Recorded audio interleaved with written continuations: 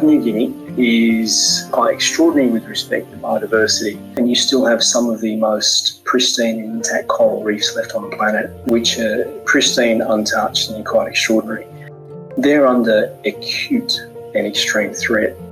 Across PNG, I would say we still lack baseline information about species, about habitats, about this necessary information that can guide decision-making process, or they can guide conservation and natural resource management, for communities and for the government as well. The challenges for preservation is how do we conserve this high level of biodiversity.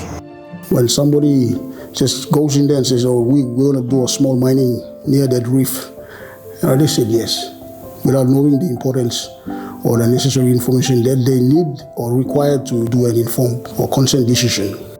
People have different data sets. So how do we centralize these data sets so that people can come and access those information in one place, for example, in one hub?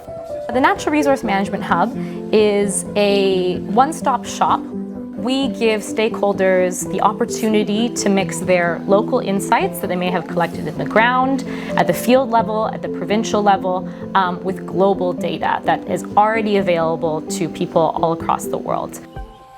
Information should be free, should be accessible by citizens of PNG, for example, by resource owners, With this app, I think it will give more understanding and more information to us, even myself, and the local people on how best we can be able to, understand why, how to take care and manage our environment.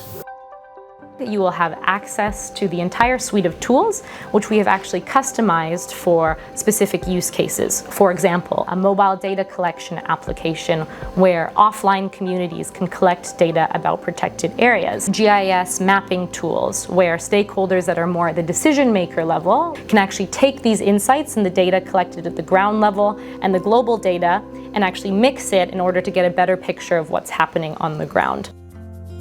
It's very much about raising a sense of awareness about the value of this, highlighting the value culturally but also economically of the natural resource. So this idea of the underlying economic value of the natural resource and why you can't just cut down all the trees. To put it simply, the second area will very much be about highlighting the sorts of opportunities that come from that.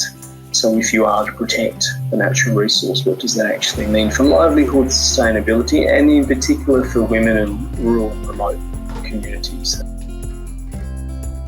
Climate had a very big input in the government really prioritizing its responsibilities in identifying environment as an important sector within the country. So the government now looked at coming up with national strategies in dealing with environment, sustainability and climate change as a package that will help govern their management arrangement in the protected area, as well as looking at how their livelihoods can be sustained.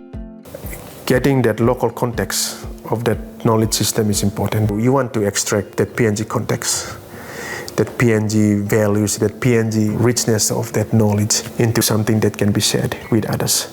And when it comes to protected area, it doesn't need only a family or an individual or community to that. It needs all of the community approach. We have the opportunity to at least save some of our land masses, both marine and terrestrial, to safeguard the remaining forest that really supports a lot of livelihoods for all of rural Papua New Guinea and also marine environment.